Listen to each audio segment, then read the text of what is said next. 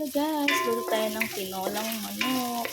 Haluan ko siya ng karne, liempo ng barbie. Yan. Isayin natin yung ating luya. Inahin natin yung luya para malasa. Ngayon po, pinagsabay ko na yung bawang sa sibuyas. Ayan. Konti lang po nilagay kong mantika kasi ayaw ko naman mantika. Yung mga may bumabata. Ayan. Yung karne. Ayan, pinagsabay ko lang para ano.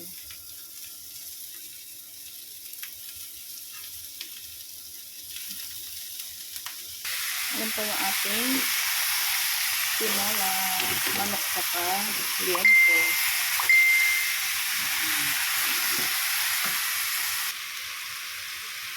Lagyan natin siya ng turmeric. 1 teaspoon. Lagyan ko na yung paminta. Lagyan natin ng salt. Wala kasi tayong patis. Kaya pink salt ilagay.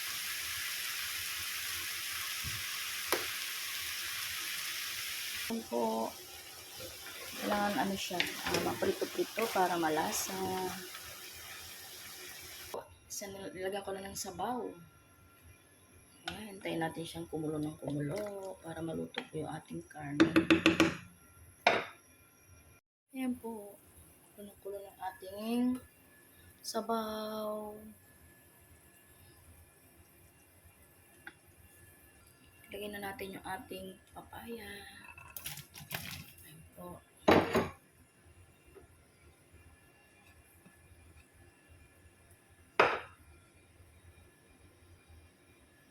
Hintayin natin siyang maluto muna. Saka ngunti ilagay yung ating pechay. Kumukulo na siya. Malapit na siyang lumambot.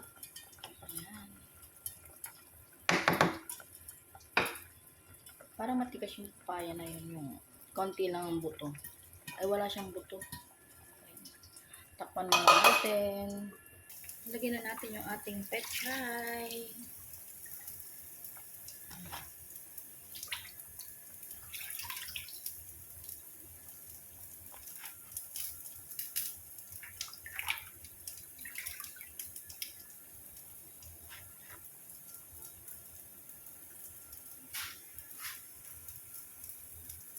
Ayan po yung ating tinola.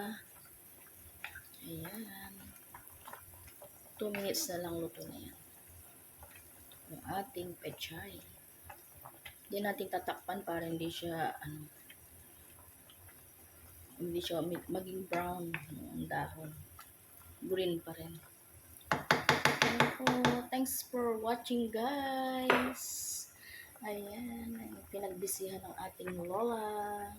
Ayan, see you next time. See you to my next luto.